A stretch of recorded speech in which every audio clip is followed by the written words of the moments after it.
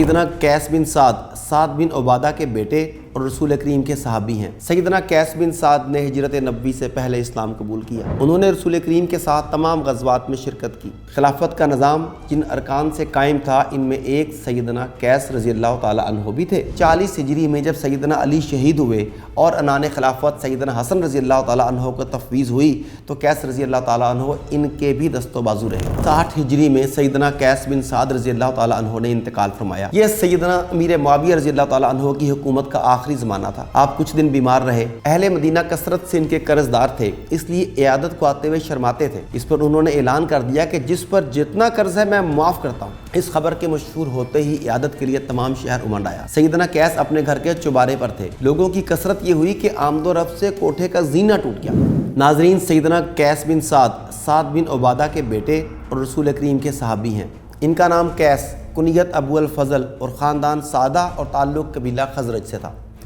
سیدنا سعد بن عبادہ خزرج کے بڑے سردار کے فرزند ارجمند تھے۔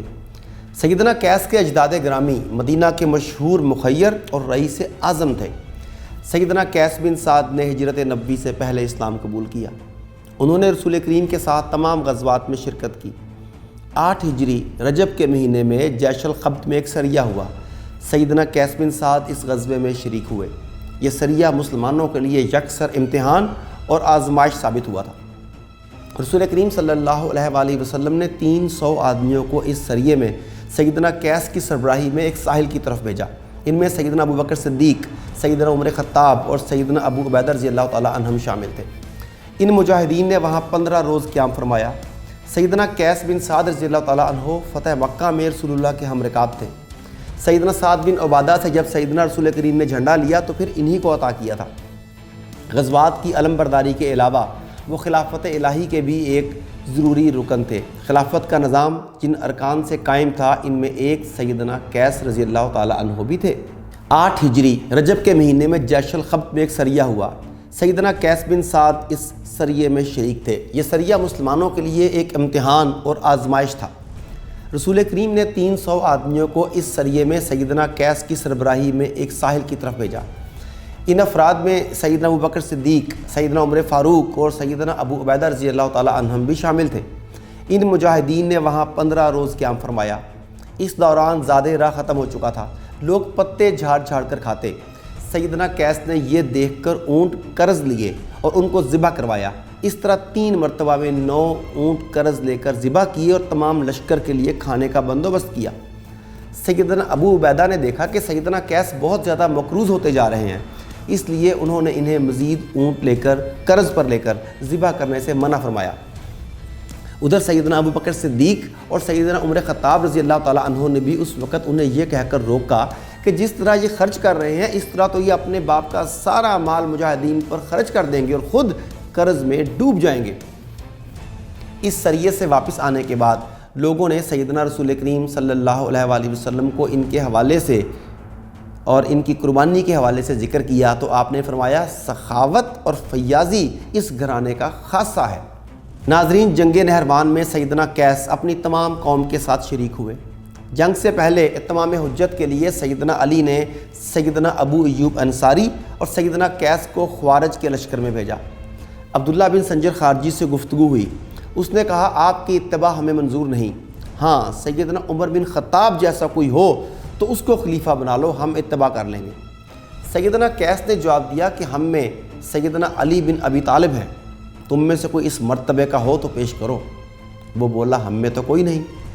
پھر سیدنا قیس نے فرمایا تو پھر اپنی جلد خبر لو، میں دیکھ رہا ہوں کہ فتنہ تمہارے دلوں میں گھر کرتا جا رہا ہے۔ اس جنگ کے بعد بھی وہ سیدنا علی رضی اللہ تعالیٰ عنہ کے وفادار دوست رہے۔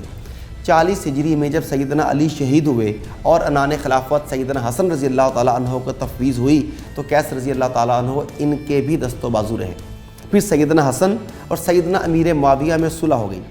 سیدنا حسن نے سیدنا قیس رضی اللہ تعالیٰ عنہ کو خط لکھا کہ اپنا شہر معاویہ رضی اللہ تعالیٰ عنہ کے سپرد کر کے میرے پاس مدائن چلے آؤ۔ خط پہنچا تو پھر انہوں نے اپنے سب ساتھیوں کو جمع کر کے خطبہ دیا اور کہا 2 باتوں میں سے ایک اختیار کرو، خلیفہ کی اجازت کے بغیر جنگ یا پھر اطاعت اور امن۔ سب نے کہا کہ جنگ کی بجائے امن اچھا ہے۔ اس کے بعد وہ ان سب کو لے کر مدائن چلے آئے۔ یہاں سے سیدنا قیس رضی اللہ تعالیٰ عنہ نے مدینے کا رخ کیا، ساتھیوں کے لیے خود اپنے اونٹ ذبح کروائے، مدینہ پہنچنے تک ایک اونٹ روزانہ ذبح کرواتے، مدینہ آ کر گوشہ تنہائی اختیار کر لی اور عبادت الہی میں مصروف ہو گئے۔ ناظرین، سیدنا قیس رضی اللہ تعالیٰ عنہ رائے اور تدبیر میں تمام عرب میں انتخاب تھے۔ اسد الغابہ کے مصنف لکھتے ہیں کہ فتنے کے ایام میں عرب میں چال اور حکمت عملی والے 5 شخص تھے: سیدنا معاویہ، سیدنا عمرو بن عاص، سیدنا مغیرہ، سیدنا عبداللہ بن حدیر اور سیدنا قیس بن سعد رضی اللہ تعالیٰ عنہم۔ ان کی ہوشیاری اور چالاکی کا یہ عالم تھا کہ جب تک وہ مصر کے والی رہے ان کے مخالفین کی کوئی حکمت عملی کارگر نہ ہوئی۔ سیدنا قیس بن سعد کہتے ہیں کہ اگر مجھے اسلام کا پاس نہ ہوتا تو میں ایسا مکر اور ایسے جنگی دھوکے کرتا جس سے تمام عرب عاجز آ جاتا۔ ناظرین، 60 ہجری میں سیدنا قیس بن سعد رضی اللہ تعالیٰ عنہ نے انتقال فرمایا۔ یہ سیدنا امیر معاویہ رضی اللہ تعالیٰ عنہ کی حکومت کا آخری زمانہ تھا۔ آپ کچھ دن بیمار رہے۔ اہل مدینہ کثرت سے ان کے قرض دار تھے، اس لیے عیادت کو آتے ہوئے شرماتے تھے۔ اس پر انہوں نے اعلان کر دیا کہ جس پر جتنا قرض ہے میں معاف کرتا ہوں۔ اس خبر کے مشہور ہوتے ہی عیادت کے لیے تمام شہر امنڈ آیا۔ سیدنا قیس اپنے گھر کے چوبارے پر تھے۔ لوگوں کی کثرت یہ ہوئی کہ آمد و رفت سے کوٹھے کا زینہ ٹوٹ گیا۔ سیدنا سعد شام روانہ ہوتے وقت اپنی تمام جائیداد اولاد پر تقسیم کر گئے تھے۔ ایک لڑکا ان کی وفات کے بعد پیدا ہوا، اس کا حصہ انہوں نے مقرر نہیں کیا تھا۔ سیدنا ابوبکر صدیق نے ان کے ایک بیٹے کو مشورہ دیا کہ اس تقسیم کو فسخ کر کے 9 حصے بنا کر اسے بھی دے دیں۔ انہوں نے کہا، میرے باپ جس طرح حصے دے گئے ہیں وہ بدستور باقی رہیں گے، باقی میرا حصہ موجود ہے، وہ میں اپنے اس بھائی کو دے دیتا ہوں۔